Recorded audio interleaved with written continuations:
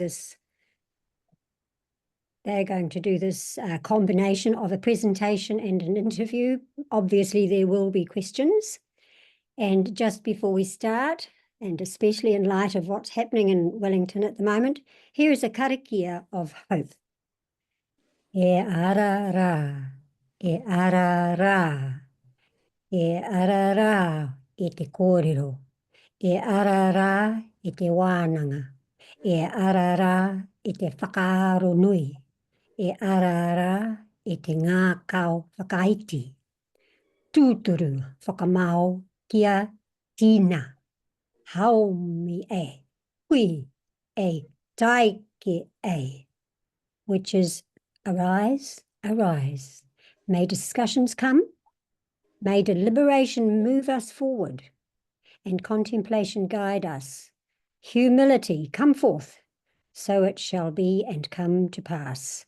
Bound in unison, we affirm. All right, Paul.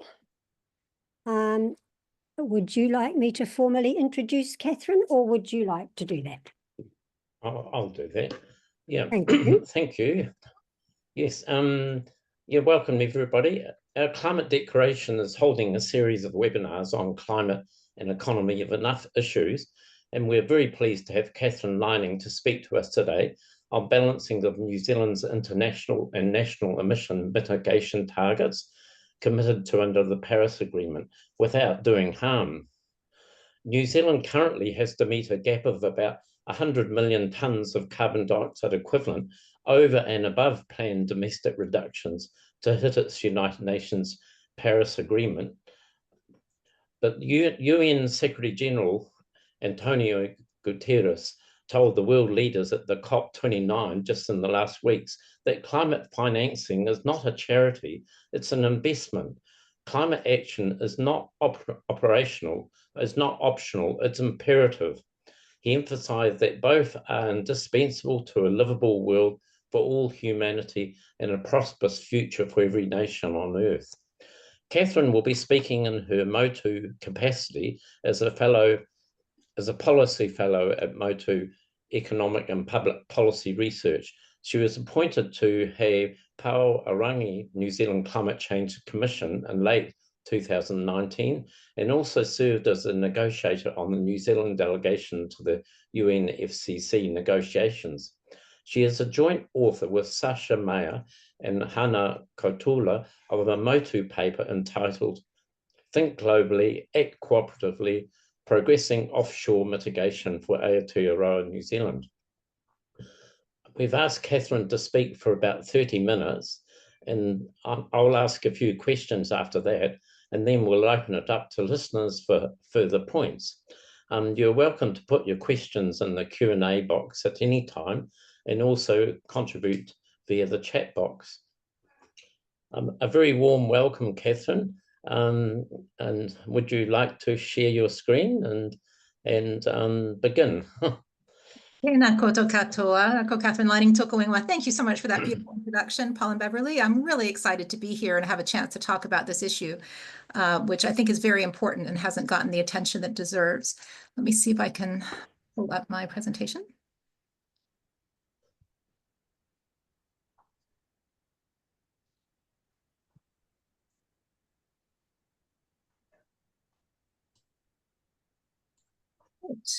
Okay.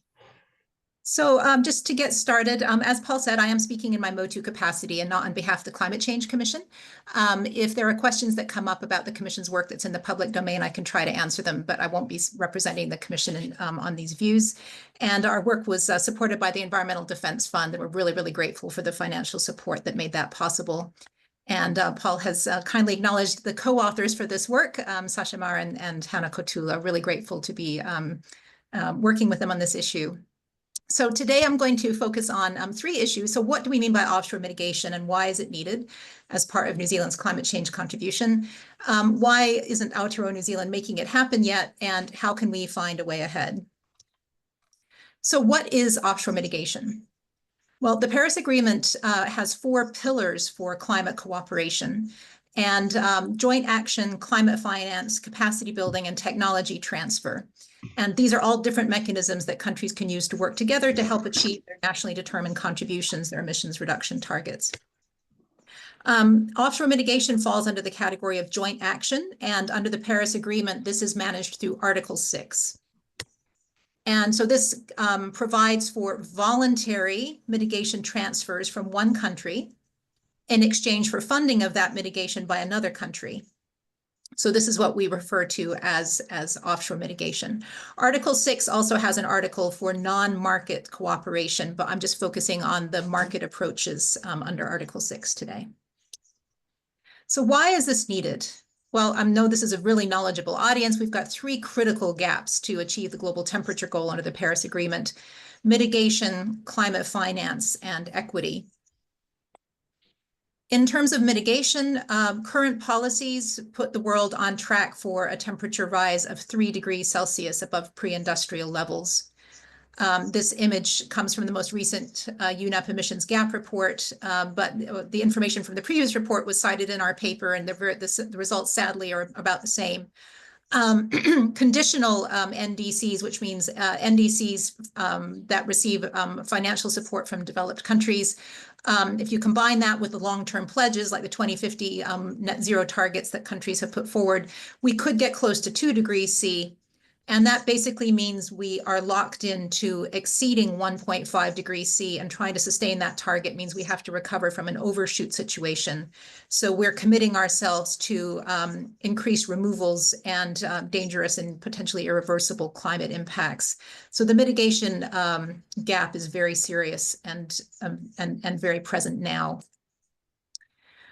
Climate finance, we need to basically increase climate finance levels by about 6-fold from 2030 compared to current levels.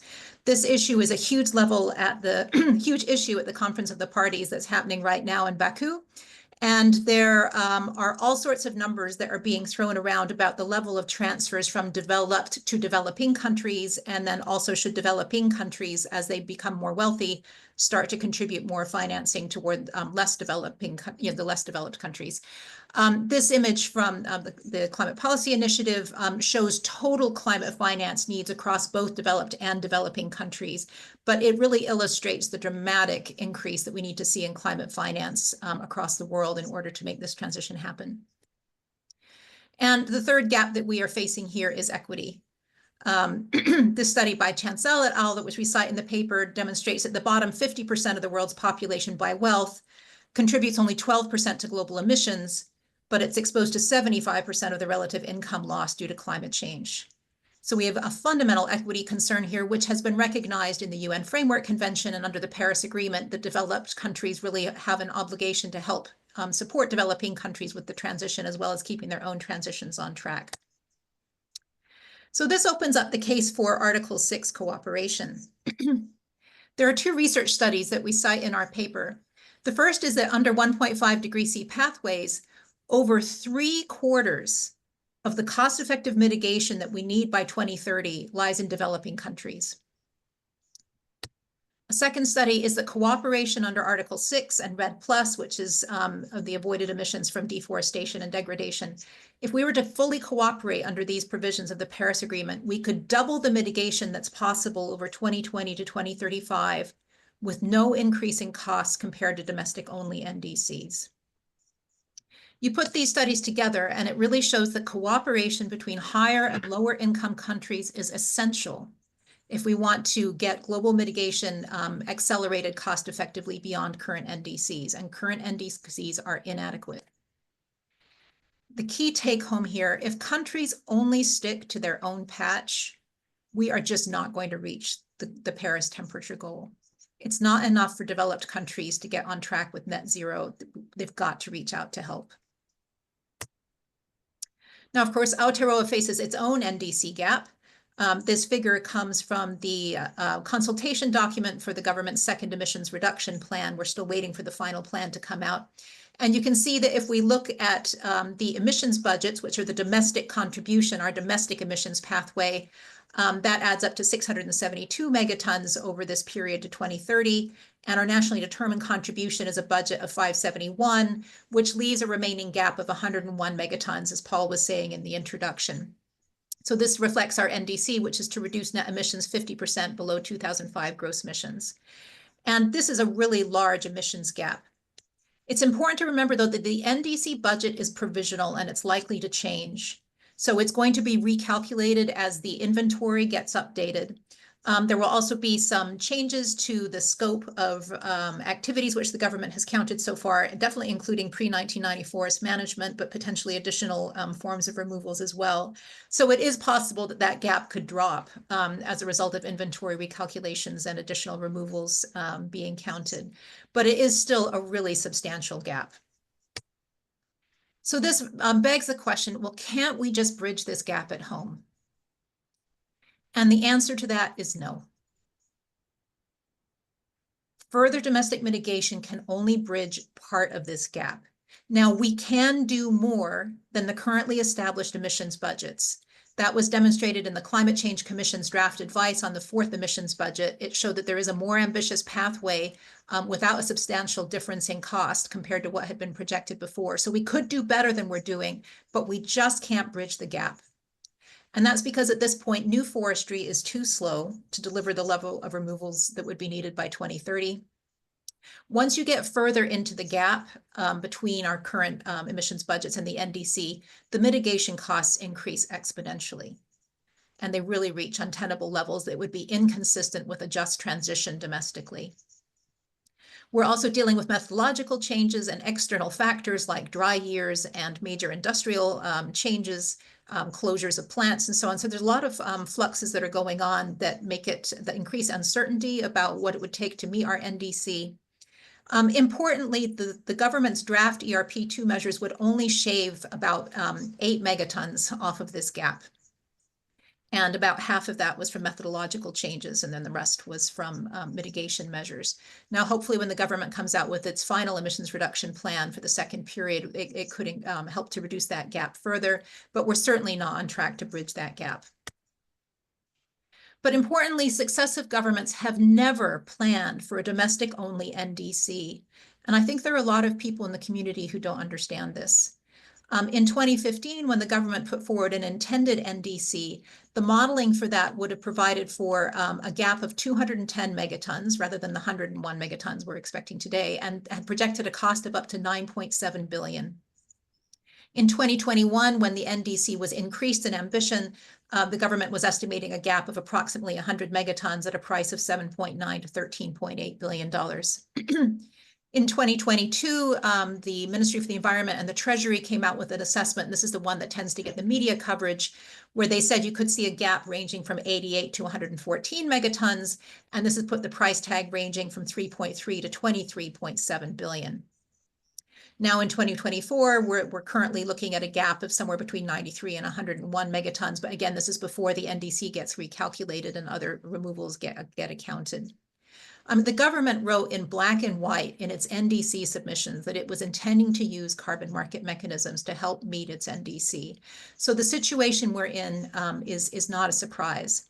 And I have to say, if given the numbers for the 2022 study, if we're at that $23.7 billion end of the range, then we're doing it wrong. That means that our domestic emissions have gone way off track and we're buying from Europe. And that was not the point of the Article 6 mechanism. If we're doing it right, we should be more on the lower end of that range to help bridge the gap through offshore mitigation. Now, while the government has always expected there to be this gap and has always expected to use offshore mitigation, it has never actually budgeted for it. And recent work by the McGuinness Institute has highlighted the fact that we don't have any kind of a target liability built into our budget planning process. And there's some debate going on right now about whether that should change. I am not a government accounting expert. I really value the work that's been done by the McGuinness Institute. And I really agree with their principles that we need a system for thinking about how to fund this gap that provides accountability transparency, and allows us to plan ahead. And currently we don't have that kind of system built in. So given global needs and domestic commitments, what is stopping Aotearoa from getting started? This was the question that led us to do our research at Motu.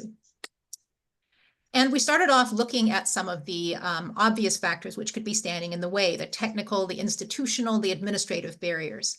So all countries face challenges like how you determine the additional mitigation potential in host countries that goes beyond their NDCs. Because in order for countries to sell mitigation under Article 6, it has to go beyond the NDC that they've committed to.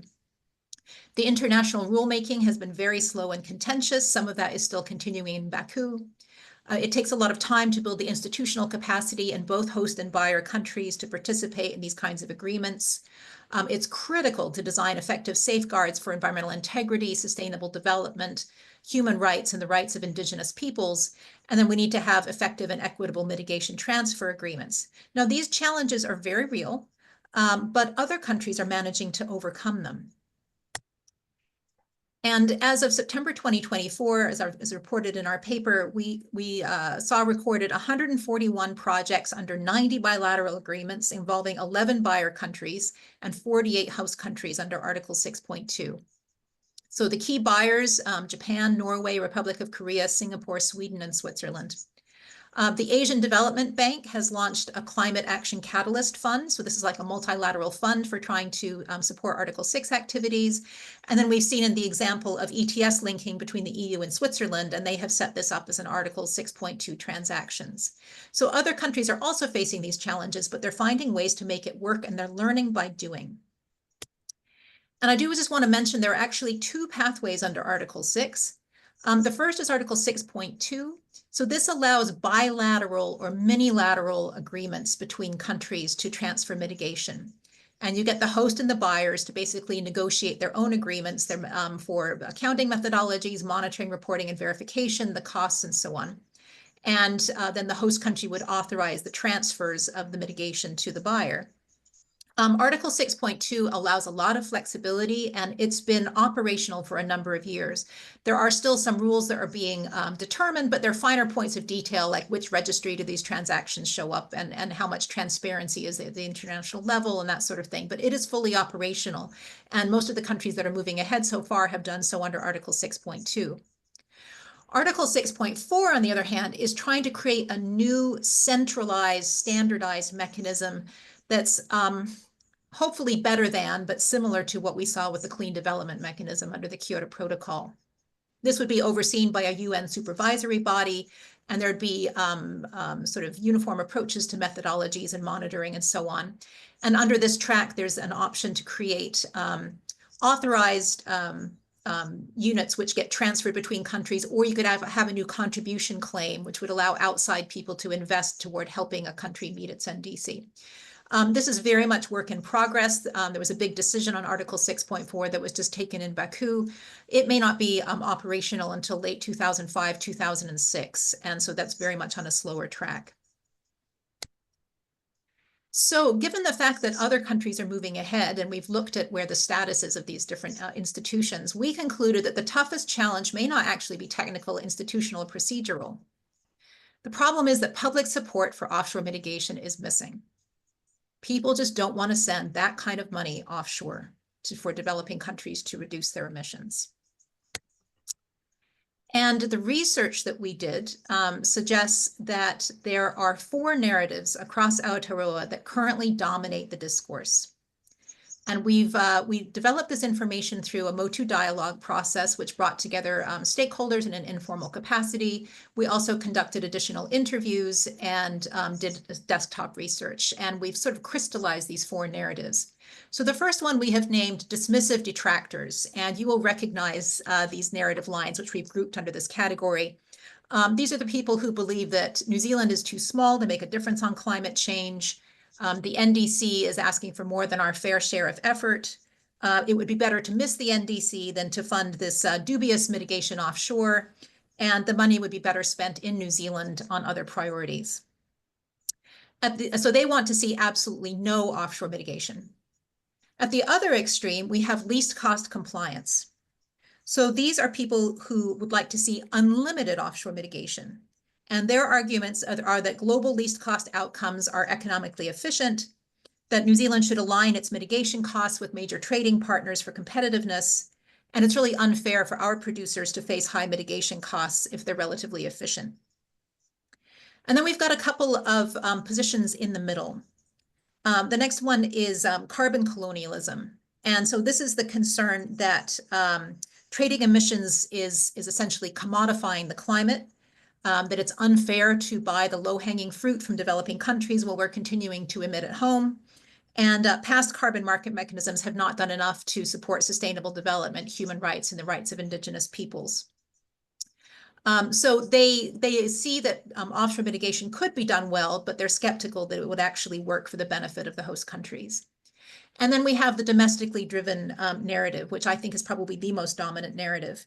So this is that New Zealand should really reduce its own emissions first and foremost, that more mitigation offshore definitely means less mitigation and fewer co-benefits at home, that New Zealand should not risk dependence on other countries to help meet its NDC, and offshore mitigation would produce less climate benefit than onshore mitigation.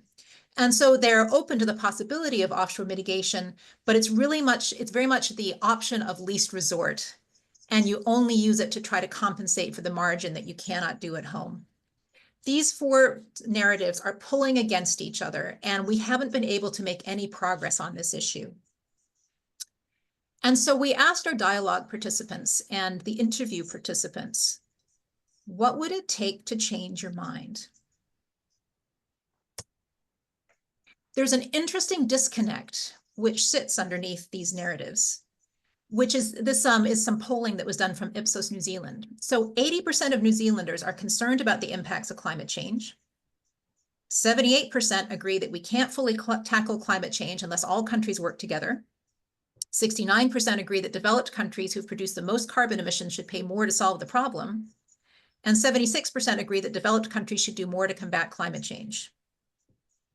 So these are the goals that offshore mitigation is trying to address, and yet we don't see the public support that's coming for this. So where is this disconnect coming from?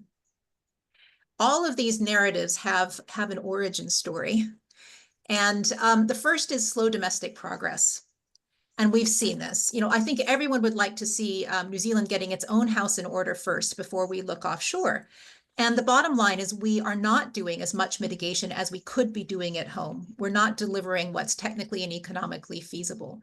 And I think people find that really discouraging. Right now, our domestic pathway feels like we're trying to walk down the up escalator. There tends to be a focus on the immediate costs of offshore mitigation and not the long-term benefits. And this is a challenge because the benefits of offshore mitigation accrue across public and private interests, sectors, countries, and generations. And how people think about the cost-benefit equation for offshore mitigation doesn't reflect these complexities. It really puts offshore mitigation at a huge disadvantage compared to other possibilities. So, our budget assessments assume short time horizons and narrow boundaries. They apply inappropriately high commercial discount rates and overlook the co-benefits that cannot be monetized. So it's really hard for climate action to compete. The next is past experience. We remember what happened with offsetting under the Kyoto Protocol, and there's a lot of baggage from that. This philosophy of least cost compliance led to unlimited linkage to offshore mitigation in the emissions trading scheme. We ended up counting a large amount of low quality, low cost mitigation toward our Kyoto target. And this damaged our international reputation and has almost no impact on New Zealand's domestic emissions trajectory. Our gross emissions were pretty flat for a decade, and no one wants a repeat of that. The final source we feel like is siloed thinking about international cooperation.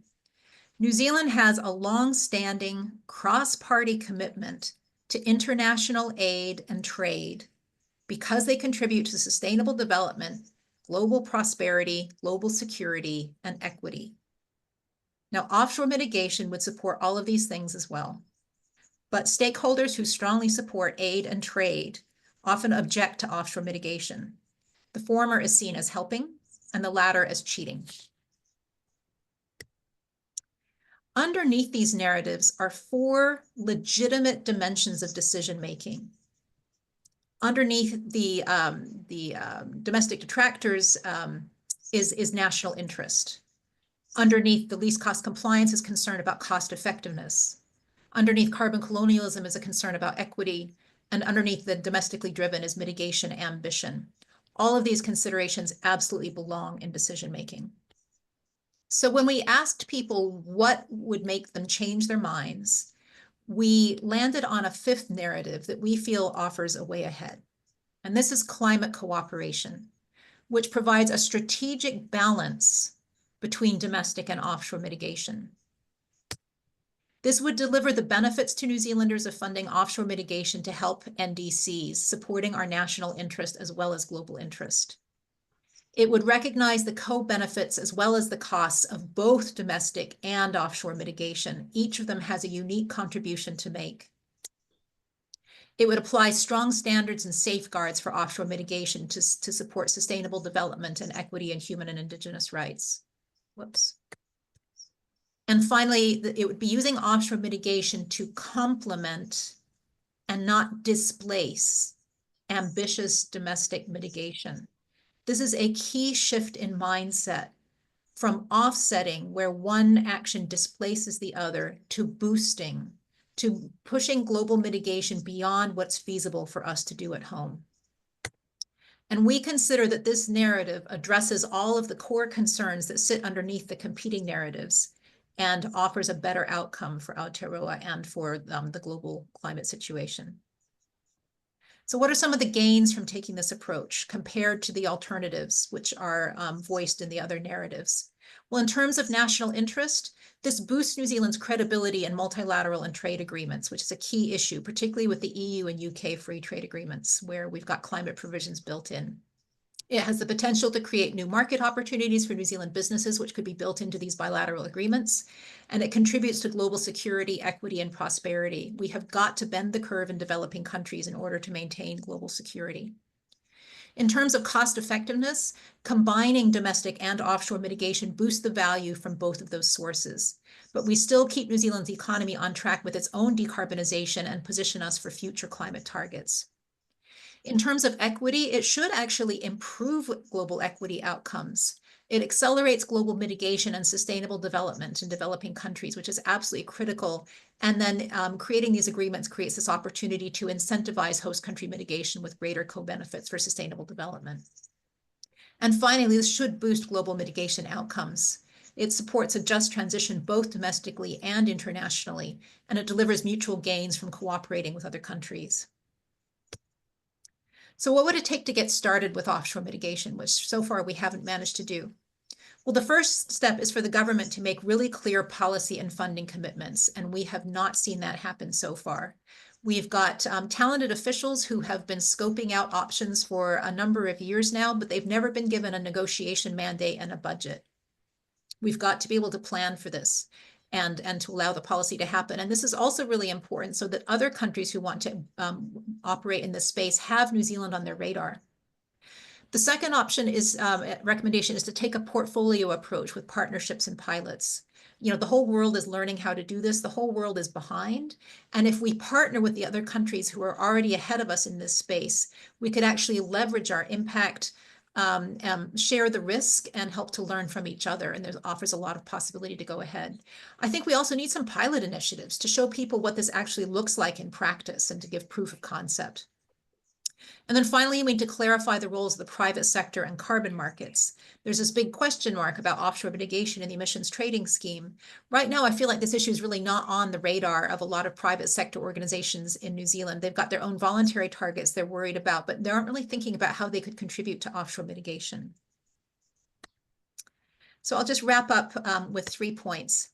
The first is that cross-border cooperation is absolutely critical to bridge the mitigation gaps that we are facing. Again, if countries stick to their own patch, we're just not going to get to where we need to go. This will require a shift in thinking and immediate action. And this shift in thinking is from offsetting to boosting, from buying to exchanging, and from exploiting to benefiting. It will also require commitment and action by the government. And finally, future NDC progression should encompass both domestic and cooperative climate action. It's interesting, I'm giving this presentation today because just yesterday, the government has launched its consultation process on the second NDC for the period through 2035. And their last question on that is, what do people think about offshore mitigation? What we're suggesting in this paper is that this issue of offshore cooperation does not end in 2030, that this is a challenge that's going to be around in coming decades. And it would be better for the climate and for global interests if countries applied the idea of progressive ambition to both domestic action and international cooperation. And I'll just close with a final reflection. That New Zealand is the product of generations of courageous people who have ventured offshore. And perhaps it's time for us to do that again in a new way. So I will conclude there and really look forward to having a conversation with Paul and the rest of the group. Thank you very much, Catherine. That was great. There's an enormous amount of material in there.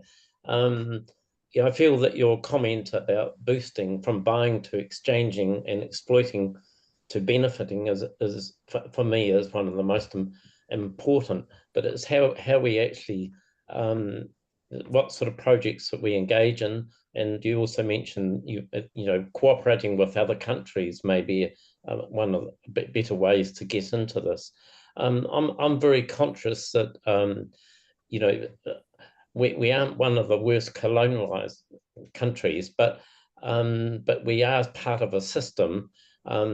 Western countries are still dependent on exploiting low-income countries for their resources at the expense of their environment and well-being. And New Zealand imports phosphate from Western Sahara and palm kernel from Indonesia, and does take advantage of products produced with cheap labor from Asian countries. And the current multilateral order built by the US power after the Second World War, when much of the world was still formally colonialized, is driving humanity off the edge of a cliff, from climate collapse to proxy violence, gaping global inequality to genocide. And just how can New Zealand assist countries to mitigate greenhouse emissions and at the same time, ensure that we do break free from those colonial relationships or the exploiting either environment or poor labor conditions? Ooh, that's a huge question, Paul. Thank you, and a very thoughtful question. I think the reality of the situation is that we have to start from where we are, and we can't transform everything in one go. To me, the opportunity under Article 6 for us to negotiate bilateral cooperation agreements with other countries is actually the doorway to opening up deeper understanding and cooperation on these issues, and a true approach to partnership in terms of helping these countries to accelerate their decarbonization pathway. To me, a negotiated agreement that's built on mutual respect and partnership, and it should be a long-term agreement, again, not just something that ends in 2030, but something that may take several years to negotiate and more years to come to fruition. To me, that is what offers the kind of inroads to correcting some of those dynamics that we've seen in the past. In my individual capacity, I've been part of a technical expert group advising a high-level panel reporting to the Secretary General on the net zero transition for non-state actors. And as part of that, we've just released at the COP a report on thinking about just transition on an international basis from one country to another, thinking about how international supply chains involve a just transition impact, and how we increase transparency and accountability for how the flows of resource and emissions and so on are impacting developing countries, and to think about the transfers from global north to global south in terms of assistance, but also the transfers that could be contributing to ongoing inequity. So I think we've got a long road ahead, and but to me, doing it through a cooperation framework offers a lot of potential to try to improve it. And we can't let the perfect be the enemy of making progress. Yeah, thanks for that. The legacy of the present day COP29 will be how it manages to channel finance into climate action. It's an ongoing thing, but low-income countries want developed countries to provide at least, I've read one figure of $1 trillion a year to them as grants. And developing countries such as Colombia and the Solomon Islands have underscored the urgent need for increased finance to address loss and damage and just transition challenges. And apparently a Dubai fund has $720 million in it, while annual losses and damages due to climate change in the developing world are said to run into the hundreds of billions, if not trillions of dollars. And Vanuatu argue that loss and damage should be framed in regards to countries' present circumstances in terms of their vulnerability and exposure. And New Zealand has just put $4 million towards the establishment of a fund for climate-related loss and damage in Vanuatu, but it sounds like a really, really small amount of money, really. And so what priorities should New Zealand put into this fund in comparison to finance for those other funds, mitigation and adaptation? So how should it prioritize? I'm not a deep expert in climate finance, so I'm tracking this issue at a high level. Climate finance is really, really important, and it encompasses both mitigation and adaptation activity. With it and then so there are different funds that get capitalized, and as you've rightly pointed out, Paul, there's the new fund for loss and damage that's coming out. To me, the Article 6 offshore mitigation pathway is another form of support to developing countries. So there are different mechanisms, just like there are different funds, there are different mechanisms for channeling support. So the support that happens under Article 6 for offshore mitigation that would count toward our NDC gets counted within a different pot from the climate finance that gets provided for the combination of mitigation and adaptation. I mean, obviously, there's an urgent need to increase the amount of financial flows from developed to developing countries and to broaden the scope of the donor countries beyond the conventional Annex 2 developed countries as they were first defined, under the Kyoto Protocol and the UNFCCC process. So I'm wary of what's going to come out of Baku because whatever numbers countries throw around, it's my understanding they've all got different bases behind them about whether it's grant or loan funding and what counts, is it public or private, and who's providing it. We don't even have a good system right now for tracking how we define climate finance and then how we monitor it, in relation to these agreements. So it is a very fraught area. I think it's an issue that's going to continue to evolve over time, and whatever we contribute is probably going to feel inadequate. So, it's kind of a case of needing to do the best that we can. And again, in my mind, I try to avoid either ors in thinking about this because to me, a lot of the climate finance that's happening is to help developing countries reach their NDCs.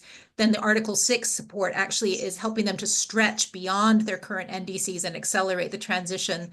So you can create a boundary between the two, and they can actually be complementary.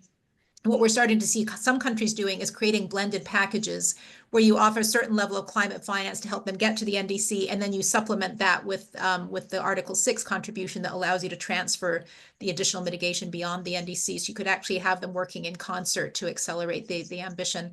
But yeah, it's a really complicated issue, and I really wish the negotiators the best at coming out with something that will be tenable. I wish I had a better answer for you, Paul, but I don't know enough. Yeah, it does sound very complicated, but yeah, I just hope we can actually grapple with this and make some progress. And it's interesting that there was a parallel conference in the recent month in Colombia, and eco-socialist president Gustavo Petro, who I actually met at a World Social Forum in 2001. But he's now the president of Colombia. But he has placed Colombia's indigenous communities at the center of a recent biodiversity summit, and he's championed a greater role for indigenous people in protecting the country's rich ecosystems, and the Environment Ministry announced that it will create Indigenous-led environmental bodies. But the shift of power within one state is not mirrored globally, and not even in New Zealand, just at the present time. The summit was the first since 2022 agreement by all UN member states to produce nature action plans, but funds have not been forthcoming, and only around 10% of the countries have published any plans at all. And Mark Dalder, in a newsroom commentary, said that for over 9 years, our government has been saying that next year countries will agree to rules to protect ecosystems and Indigenous people's rights. I'm wondering, should New Zealand back Colombia's proposal, and can we advocate for it? And what role do you feel Indigenous peoples have in the protection of ecosystems and the mitigation of emissions that go along with that? So Sorry. I haven't been following the Biodiversity Convention negotiations, so I'm definitely not qualified to comment on the specifics that are involved. I had read a recent statistic about the amount of biodiversity that lies on Indigenous lands, and it's an enormous percentage of global biodiversity that needs to be protected. I think recognizing the roles, the rights of Indigenous peoples and the opportunities for Indigenous peoples to contribute is absolutely critical to making progress on both biodiversity and climate change issues. The recognition of the needs of Indigenous peoples and opportunities for Indigenous peoples has been recognized in the Article 6 negotiations and was one of the key elements of a new sustainability tool that has been just approved at the COP for Article 6.4, the new mechanism. Now, commentators are asking, does it go far enough? Are these enough protections? But at least they're trying to make an explicit consideration of prior and informed consent, the engagement with Indigenous peoples as projects are undertaken and so on. So I think it has been recognized, within the Article 6 framework as something that's critically important. Obviously, climate progress and biodiversity progress go hand in hand. We're not going to manage one without the other, and the demands are on developed countries to help fund progress in both cases. So for the countries who are negotiating this, they're thinking about all of these demands coming at them at the same time. There's also demands around oceans. There's so many things that are interrelated here, and so it creates a very challenging landscape for these issues. I think it's really interesting to see the attention that's evolving around nature-based solutions and thinking about the biodiversity component of the climate action that's going on and how we can boost both of them in concert. That's probably all I can contribute on that question. It's a very good question. And yeah, I think you should ask it to a real biodiversity expert. But, I think there was, I'll pass along one comment that came out from our dialogue though, which is that we shouldn't, under Article 6, we shouldn't be asking other countries to do what we're not doing ourselves. And if we are insisting on environmental integrity, sustainable development, and protections for biodiversity, human rights, and the rights of Indigenous peoples, then that's what we ought to be doing ourselves as well. And people in our dialogue process pointed out that we can fall short on those things, as we all know. Yes, thanks. But I actually think the He Pou this last week has changed the atmosphere properly in New Zealand, and I think the working together and we can actually achieve a lot more. So, but perhaps I think I should pass it over to other people's questions. I'm wondering whether Beverly, would you like to? Have you been looking at the questions? I have, Paul. So, it doesn't want me to. There you go. First of all, there's a thorny question from Tim Jones. Tim, did you want to voice this yourself, unmute yourself and voice it, or shall I read it out? No, I'm happy to ask it, and it probably after I put it in the chat, I thought, oh, that seems very blunt the way I've worded it. So I wanted to say first, I've read the report, Catherine. I've enjoyed listening to this webinar. Thank you very much for that, because for me at least, as somebody who is, I can't actually remember what the name of the one was, but basically who tends to be in the domestic first camp with a foot in the carbon colonialism camp. in terms of those viewpoints. It's made me rethink the issue, which is very helpful. So thank you. Having said that, I still have my number one concern, which I felt the report to me wasn't as convincing in this area. So to actually get to the question, given the track record of offshore mitigation to date, my number one concern is that offshore mitigation will not lead to actual emissions reductions, whereas you seem to be confident that it will. So what's the basis for your confidence that offshore mitigation rules currently being developed will lead to actual, measurable and significant emissions reductions? Yeah, thanks, Tim. I appreciate the question. And you're right. The issue of the additionality of some of the projects that got credited under the Kyoto era, I think the results of some of that, are why people have this fear today. The Paris Agreement has a new architecture for these cooperation activities. Under the Kyoto Protocol, we did project-based accounting, and people would come up with a project baseline that was supposed to represent business as usual in a developing country, and then they would credit the mitigation relative to that. Now, business as usual is in the eye of the beholder, and there can be a lot of uncertainty even if your intentions are good. Now, under the Paris Agreement, what gets traded has to be additional to a country's NDC. So at least there's a really clear line in the sand that says you have to meet your own NDC first before you can trade beyond that.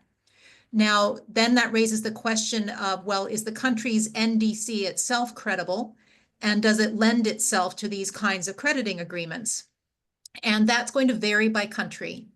If you look at a country like China, which has a CO2 peaking arrangement for part of its NDC, you've got some developing countries who have intensity-based targets rather than absolute targets, and then you've got others that have, absolute economy-wide targets, which are the easiest ones to try to trade against. So part of the model that we've been working on with the Environmental Defense Fund and a group in Chile and a group of Perspectives in Switzerland is a climate action teams model where a team of buyers and a seller would actually negotiate a crediting baseline at a national or sectoral or subsectoral level, but a pretty high level. Where you're feeling very confident that that crediting baseline goes beyond what the country has stipulated in its NDC. And then that becomes the basis for crediting the mitigation that actually happens. There is still a question mark, though, around what happens if a country commits to the offshore mitigation and then it doesn't meet its NDC. Who's liable for the shortfall? Is it the buyer or the seller? Under the Kyoto Protocol, there was very clear buyer liability. Why would anyone buy something if the asset might get taken away? And so, if the host country does not meet its NDC, it should be the host country's liability to make good the shortfall. That I think is still under discussion in the negotiations about exactly how that would work. So I think where this leads us is that New Zealand should be very selective about which developing countries it works with. And it would want to select those countries that have a credible NDC and one that's amenable to the development of a really ambitious crediting baseline that makes you very confident that the credited mitigation would go beyond their NDC. Thank you. Okay, Tim, you happy with that? Yes, thanks very much for that detailed answer. That was good. Jenny Upton, you've got 2 questions. Do you want to speak to them yourself, or would you like me to read them out? Unmute yourself, Jenny Upton. It's Jenny Upton's partner here, Murray Grimwood. Oh, hello, Murray. Oh, yo. I've got a couple of serious questions, and I'm sorry if they sound a bit hard. One is, we're digging underground carbon up, and it's been underground longer than humankind's been around. We're putting it into the above ground arena. I suggest to you that we cannot mitigate that physically in any way. If we sequester the carbon back underground, that's going to take a shitload of the energy that we're using the carbon to produce. And so I think a lot of this is just nonsense. It's not going to happen. And by the time we dropped to a point where we're not emitting carbon, we actually won't have an economy. The second question I have, and I'm sorry there's 2, But the other one is that you're asking, again, it's a physical sequestration you're looking at doing, not playing games with money. Sustainable development isn't even, it's an oxymoron, really. And so the question is, how are these people going to sequester carbon without losing the opportunity to use their land or space or area to do something themselves? And how is that not pollinization? Great. Okay. Sorry No. if it sounded tough, but they're tough questions. No, very legitimate questions, and I appreciate you putting them out there. The types of mitigation activities that we're looking at under Article 6, removals could be both biotic removals and engineered removals could be among those activities, but they're not limited to those activities. So people could be credited for accelerating decarbonization in developing countries. It's about it's trying to limit the gross emissions as fast as we can. We've got to, all of the pathways for 1.5 assume high levels of removals in the future. And because we're off track for 1.5, it's increasing that debt.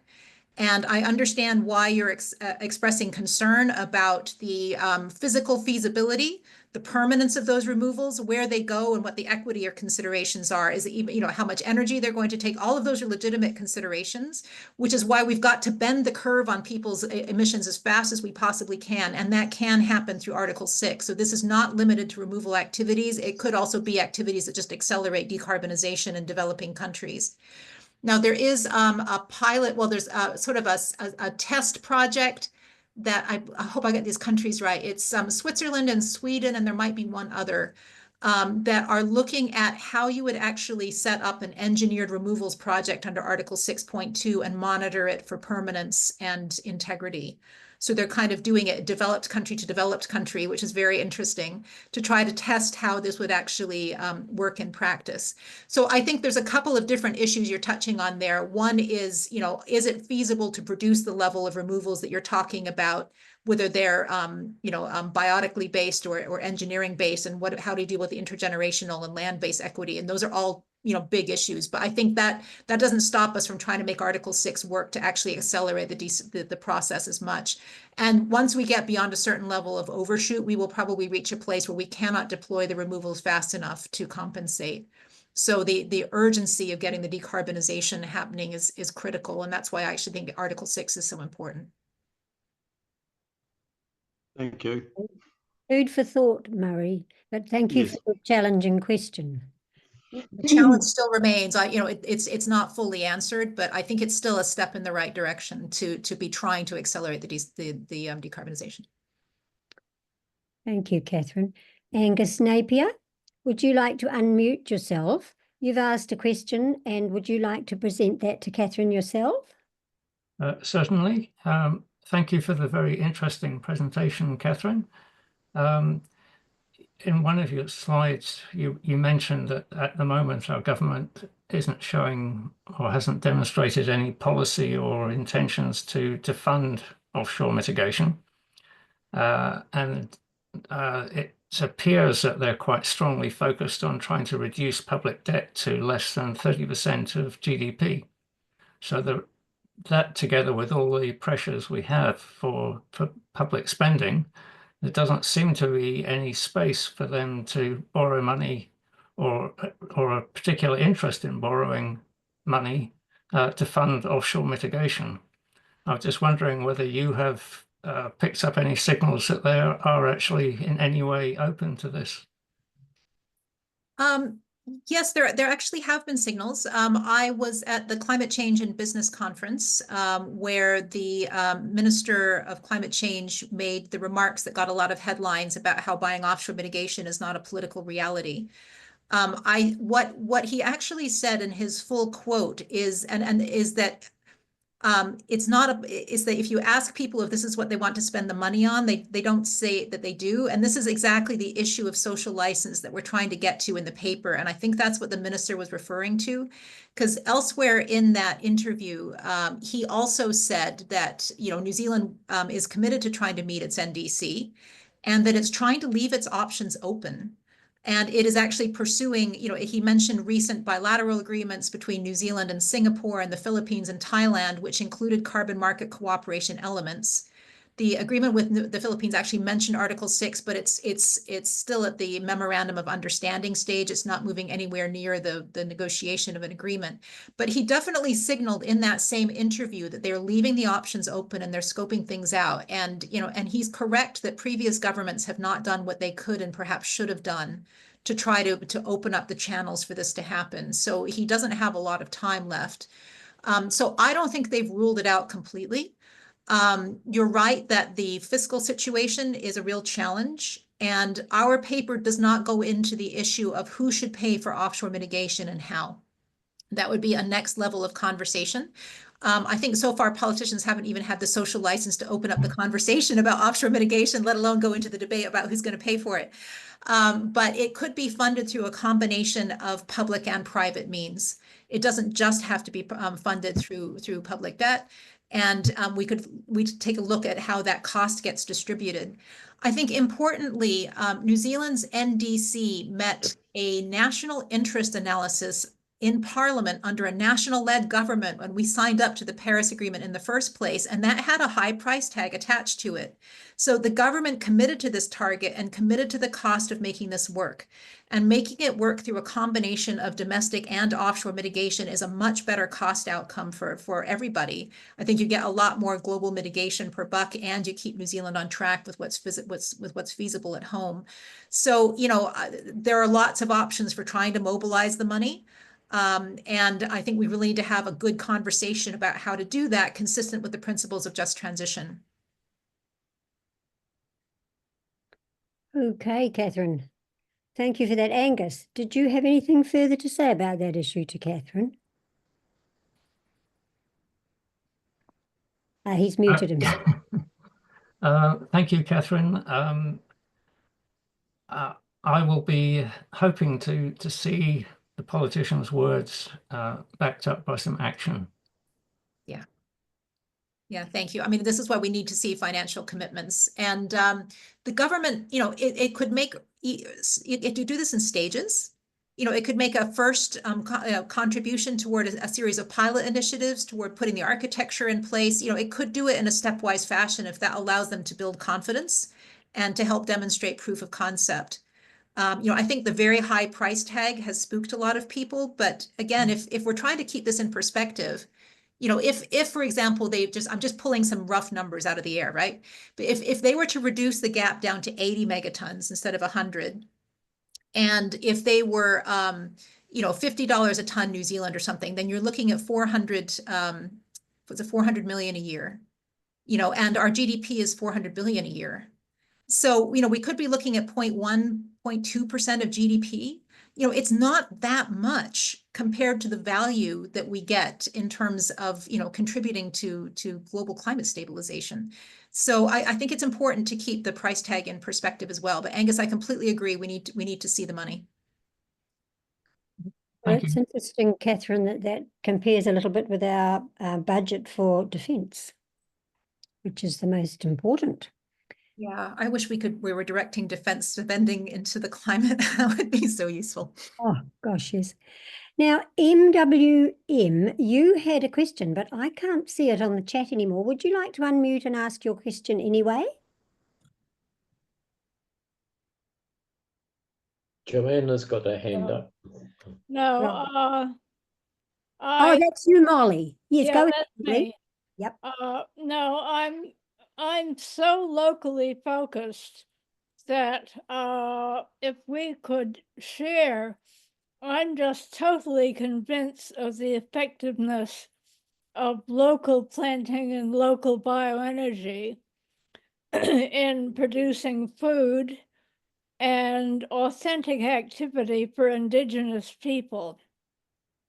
I think that we could do this more by example and more by encouraging our rangatahi to do this, and then have it spread through the whole decolonization movement, which I feel enormously happy about following yesterday's march. So, but it doesn't really come into offshore finance. It comes more through promotion of an idea, through actual doing. Thank you, Thank Molly. you. Thanks for your comment, Molly. It's lovely to reconnect with you. And, you know, I agree completely that we've got to keep on track with our domestic mitigation process.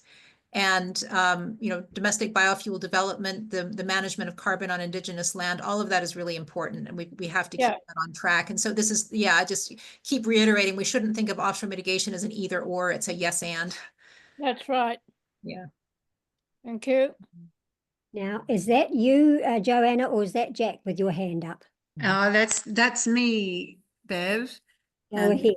Thank you. And may I make a comment as well as a question? I like Tim. I want to say, Catherine, your splendid reasoning and presentation has changed my mind on this too.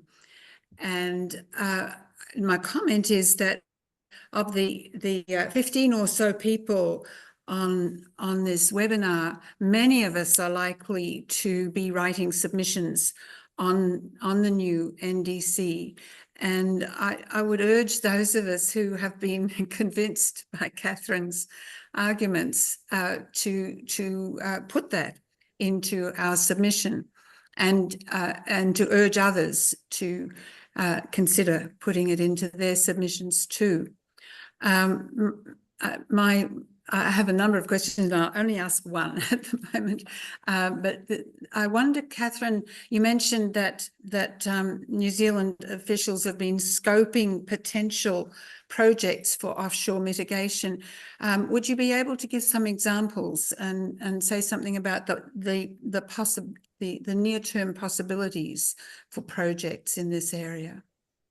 Thanks. It's a really good question. I don't have a lot of specific details. The previous government had developed an NDC strategy, which was made public shortly before the election. And they had sort of prioritized project activities in the Asia Pacific and were scoping out options that could involve linking to another country's emissions trading scheme. And that doesn't necessarily mean that we would link our trading scheme to their trading scheme. It could just mean buying from another country's ETS as one option. And then they were looking at a range of other activities, you know, involving other some developing countries. I think they may also have been looking at other options for more advanced countries as a fallback. Nothing specific has been, you know, published or released. I think it was just, you know, at the conversation level. And I'm not in the inner channels of exactly what they've been doing, but I am aware that, you know, when it came time for New Zealand to update its 2021 NDC and to assess the costs in 2022 and to try to develop an NDC strategy, the officials were really well informed about what the range of possibilities was, and they've been having conversations. So I don't know if there's anything more specific than that. And then I mentioned already the agreements that they'd had with the Philippines, Singapore, and Thailand, which involved references to carbon market cooperation. They've also talked about carbon market cooperation with California. That could just be an ETS design. It's you know, the term carbon market cooperation is very broad. And then, of course, across the free trade agreements, there have been provisions with the UK and the EU. They've had provisions for carbon market cooperation and ensuring high integrity in carbon markets. So, you know, there are references out there that kind of shed little pieces of light. And I don't have a comprehensive picture, anything specific. Thank you. Mm-hmm. Joanna, hang on to your other questions. I've just got a couple more questions in the chat, and then we'll come back to you. So, Aunt Murray, you asked about debt. Would you like to elaborate on that? Unmute yourself.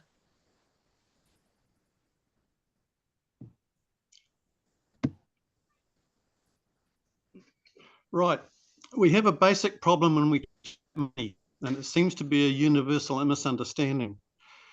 When we create debt, it's keystroke.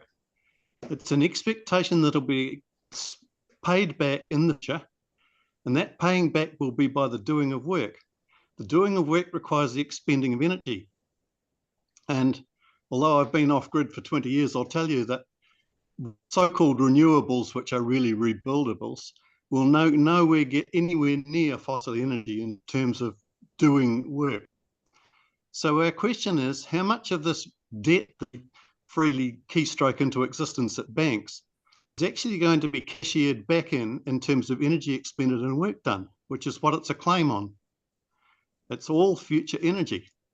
So here you are thinking that we're going to fund with debts change in an energy strategy or an offshore mitigation of the fact that we've burnt stuff for no other reason than we've dragged it out of the ground to use it for its energy content.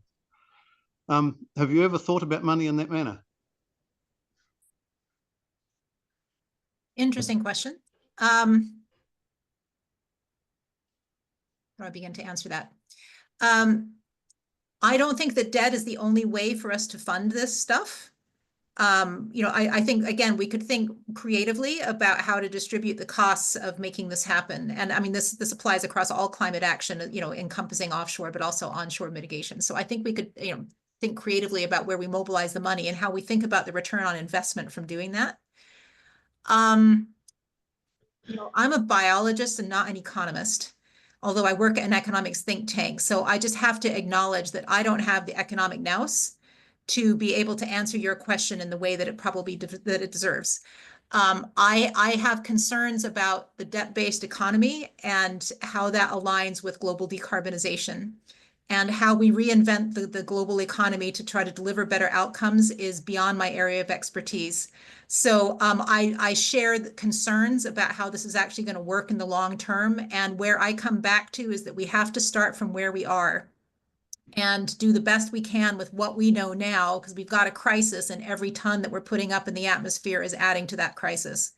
So I don't know how to replace the global economy in a way that's going to work. But I really admire the work of people who are trying to do that. And if you've got solutions, I encourage you to get in touch with them and try to make them advance.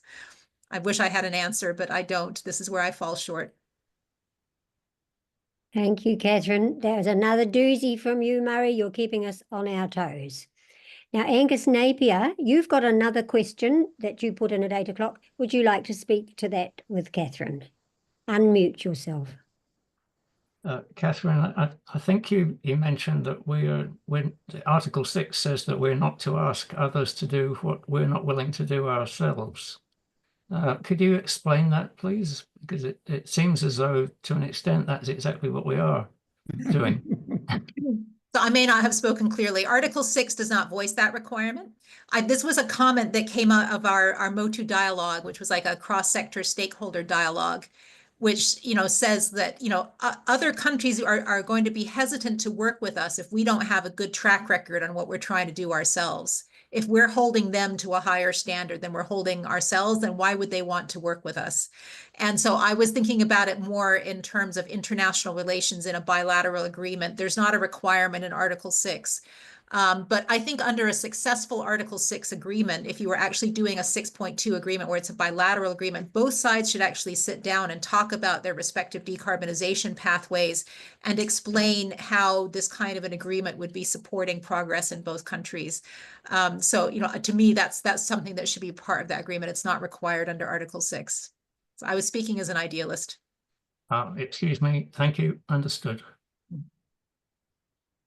Now, I don't see any other hands up. So now I know you've got a line of questions, Joanne, and they're always interesting. Away you go. Catherine, do you have an idea in mind about what would be an optimal proportion between domestic mitigation and offshore mitigation? I don't have a specific answer to that question. We tried to discuss that in our dialogue. Even what are the principles that a person would use to try to decide, how much of one versus another. And a part of what that leads me to is the trade-off mentality that says, well, if we do less here, we need to do more over here, less here. And I'm trying to move away from that toward one where we're doing the best we can at home and we're making the contribution that we can internationally, consistent with how we understand a just transition on both sides, both for our people and for the people over shore. And there's not going to be a clear answer to that. And it's probably going to evolve over time. I think some people have conceptualized offshore mitigation as something we use for managing unders and overs at the margin. And it's that uncertainty in case we happen to have an unexpected dry year at the end or something like that. And we have to compensate for, oh, good, we can use offshore mitigation. What I'm suggesting is we should actually plan for an international cooperation element in our NDC, which we try to deliver. And you know, I guess it's similar to a climate finance conversation. It's like you think about, well, you know, how much can we support this activity and what is in the national interest? And I guess that has to get weighed off against the trade-offs or what else you might do. So I don't have a clear answer to that. You know, the information that we have now through the emissions budget process at least provides some clarity on the range of domestic mitigation we could expect to see. And then that helps to provide a reference point. And then you could think about building on an international cooperation element on top of that, but not in place of that. I like your answer. Thank you. Yeah. Yes. Do you have other questions, Joanna? I do. Go ahead. Okay. This is a slightly awkward question for me. In that for a while I've been involved with a local group intent on translating the IPCC pathway for 2030, which says that we need a 43% reduction on 2019 levels, into what that first of all looks like at a national level and then at a regional level. And our answer is kind of in the region of 8% per annum. And after listening to your webinar previously, I realized maybe we've made a big mistake because of our assumption that we really need to rely on just domestic mitigation. And so I guess I'm asking you an awkward question, I think. Have we made a big mistake in basing our calculations on total domestic responsibility to match our emissions to that pathway, that IPCC star pathway? The region. That is a really challenging question. The IPCC pathways, you know, the aggregate pathway that you're talking about there is built up from a series of gas by gas pathways, which all have assumptions built into them. And it is very difficult to translate the IPCC global pathway range into a national level target, a regional target, a local target, an organizational target. It is really, really difficult to do that. And I'm going to be constrained in my response to this because obviously the Climate Change Commission was tasked with doing this in 2021 and this is still before the courts. So I'm not in a position to offer you any detailed commentary on how to do that.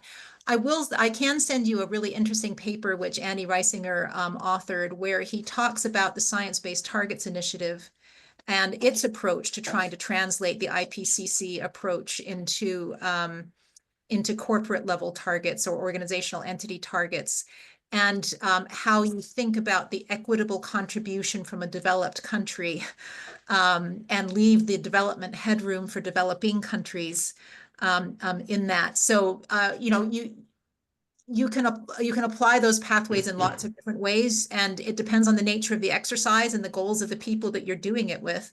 You know, if they want to see a domestic pathway that's consistent with the IPCC, then great, you can do that. If they want to see a contribution which includes offshore mitigation as well as onshore, you could do that as well. Different organizations and countries take different approaches on that depending on what they want to do. It is really hard for subnational organizations to access offshore mitigation right now that's Article 6 compliant, because right now it's mostly government to government. So, you know, an organization could choose to hold itself accountable even, and then go ahead and make a further contribution to as a further equity, as further recognition of equity. So that there's just not a clear answer to your question. It's a very, very difficult technical exercise. And as I said, we're still in courts. Yeah. Thanks for the... Can I ask a supplemental to that, please? Catherine, what if it's Joanna's talking about a target on a regional council basis? Yeah. And if there was an organization, a company in that region, or even the region itself as an entity, wish to purchase offshore mitigation, why couldn't it do that and just count that as part of its contribution as a region? I mean, this is you where we start. indicated earlier that it wasn't necessarily government to government, but it could be company to company or region to region. That's a question. So this is where we start to venture into the territory of the voluntary carbon market, which is its own very complicated landscape and has some overlap with what's happening under Article 6. So what I've been talking about here is mitigation under the Paris Agreement that a country could potentially count toward its NDC by purchasing that mitigation from another country that's gone beyond its own NDC. When one country transfers mitigation to another under this mechanism, they make what's called a corresponding adjustment so that it avoids double counting, so that the seller and the buyer are not counting the same mitigation. The seller basically gives the mitigation to the buyer and makes the inventory adjustments so it shows up. At the moment, Article 6.2 agreements are government to government. And it would be possible for a government to allow private entities access to offshore mitigation through their agreements. And other countries are doing this. I think Singapore allows companies to buy toward meeting its carbon tax obligation. It allows a substitution. But it's still happening under the umbrella of a government to government agreement. In the Kyoto market, anyone could rock up to a registry and buy a unit. And under the Paris framework, it's a much more complicated picture. Now, there are still voluntary carbon markets that allow entities to trade mitigation at a subnational level. And some of that gets counted toward NDCs. There's a double counting there. Others has been subtracted out through a corresponding adjustment. And so it's a very messy and evolving space right now, and it's a very complicated one to work in. So if there was a local entity here that wanted to buy offshore mitigation, it could potentially do that through the voluntary carbon market. Some of it might have a corresponding adjustment, which means it's not counted toward an NDC. Some of it might be counted toward an NDC. And different countries and crediting standards have different requirements for the double counting thing. So it's a really, really complicated space, and they should really get professional advice. Okay. Right. Another question, Jack? That looks like your hand. Yeah, if I may, Ken, this is maybe not a totally unfair question in terms of your bound, although if you've got a background in biology, it is, but in terms of the focus of the presentation, and that is, in Paul's introduction, he mentioned that our climate declaration is partly about what's called economy of enough. And it's looking at economic activity in general as a destroyer of the biosphere, with climate change being simply one symptom of the ecological overshoot. And many of our presentations and speakers have been about how to reduce economic activity so that we're reducing our ecological footprint and simultaneously dealing with climate and biodiversity and pollution, all of which are the direct result of our economic activities.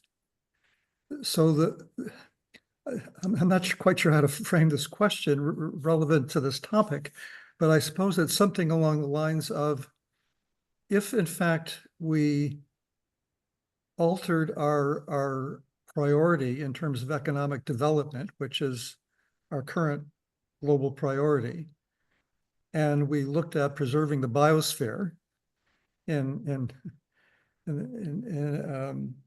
terms of taking our foot off its neck, how would that affect what we do domestically and how we cooperate with other countries to help them do it, especially ones that we've imposed lots of biosphere disruption on by our activities?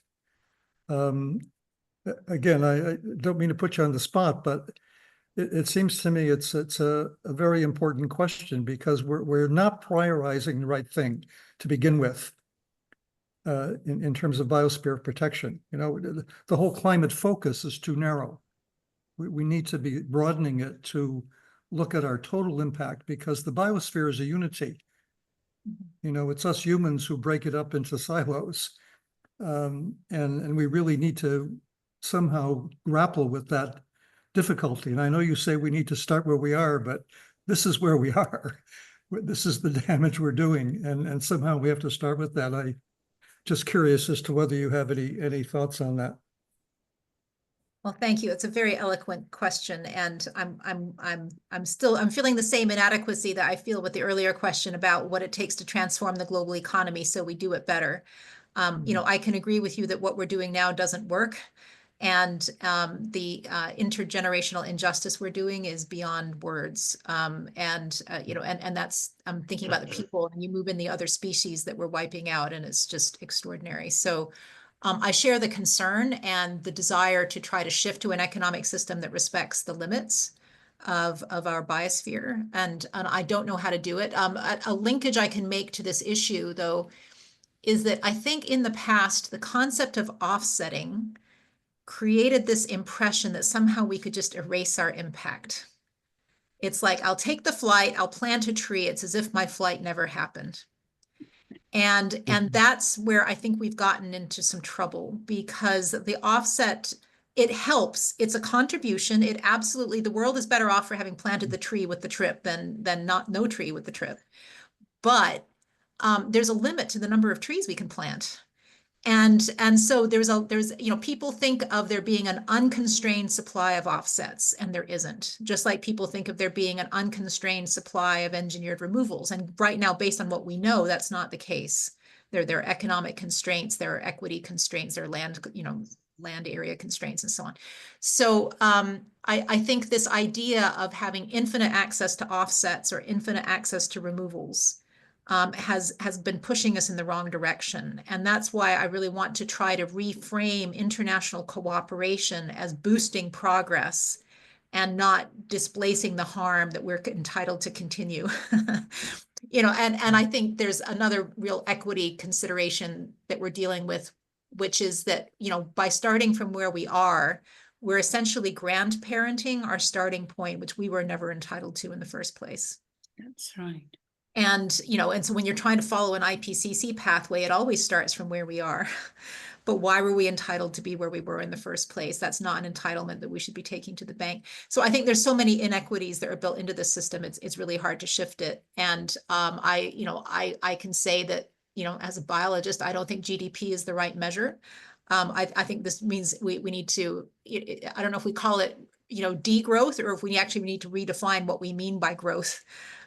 You know, it could be growth in human potential, growth, you know, growth in service. There could be other ways that we define growth and where we exchange services other than what we do. But again, I don't have the knowledge to know how to do that.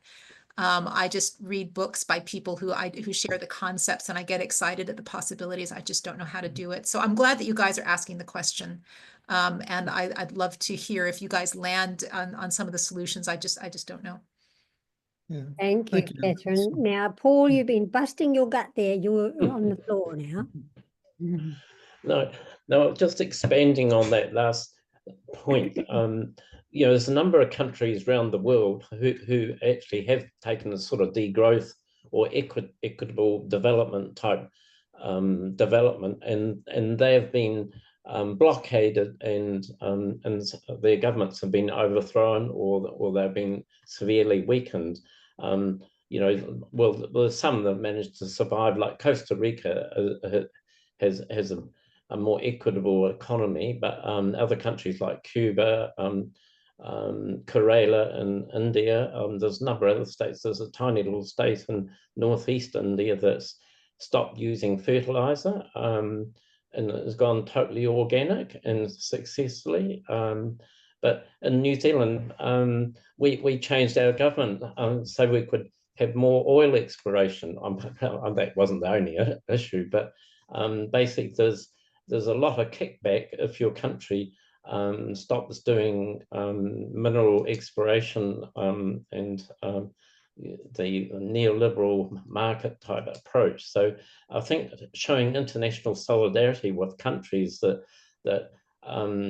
have deliberately have pursued a equitable development and a low carbon future, I think is very important.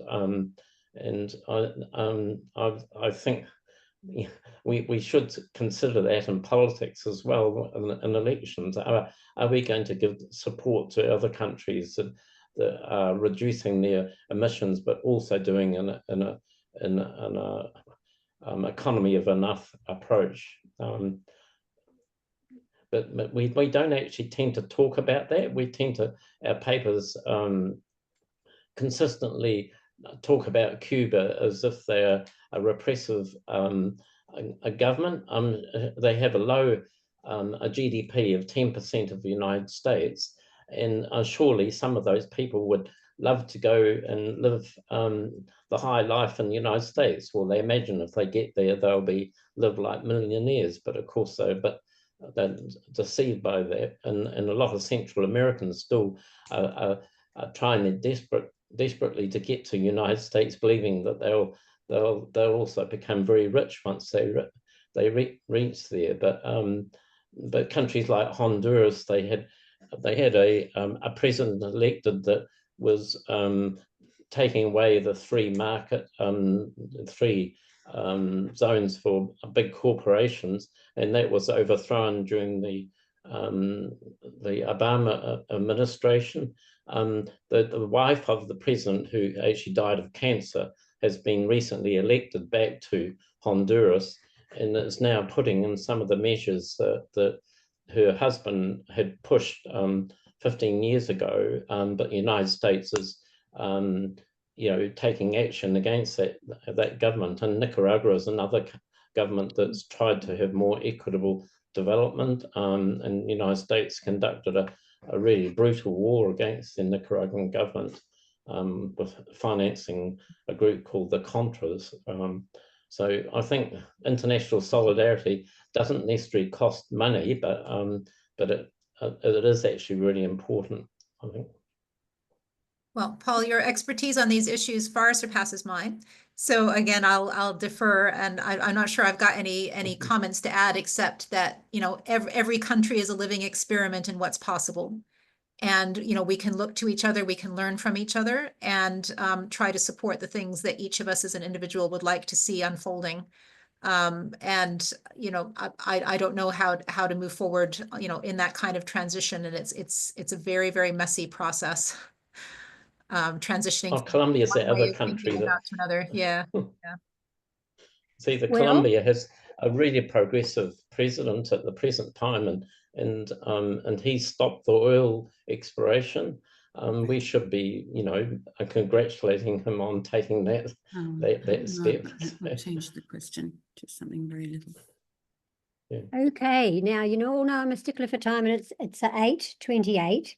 It's been a very intellectually challenging, and I thank everybody for their various questions, and for Catherine for so graciously doing her level best to answer them. And I'd just like to make one more comment before I give you the karakia to go, and that is the dichotomy of money going from wealthier countries to less developed countries is an investment, and therefore they're trying to promote growth in those countries. But in their own countries, on the other hand, they want to degrowth because we're living far above our means, not with wants, not with needs, but with wants. So don't forget that until we're all equal, there will still be a need for growth, as long as it's developed in the right direction. And that sort of growth ends up being that country can stop some of its emissions and start changing the technology and practices so that it becomes a country that isn't about to destroy the world just because it can't feed its people if it doesn't carry on those industries like coal and gold, when you look at the South Africa at the moment. So Catherine, thank you so much. We're really honoured to have you come along tonight. You've had 30 years of experience. You're advising our government. You've worked with some good people, and we really thank you for coming tonight and giving us an hour and a half of your time. accepting the challenges. And just before we go, I want to give a climate karakia. And this is from the Aotearoa iwi. And it goes like this. Katohia ngā rau o Onamata. Katohia ngā rau o Ngaia. Rāraungia hekete mātauranga. More Anamata. Gather the leaves of the past. Gather the leaves of the present. Weave a basket of knowledge for the future. Thank you everyone for coming and have a lovely evening. Thank you.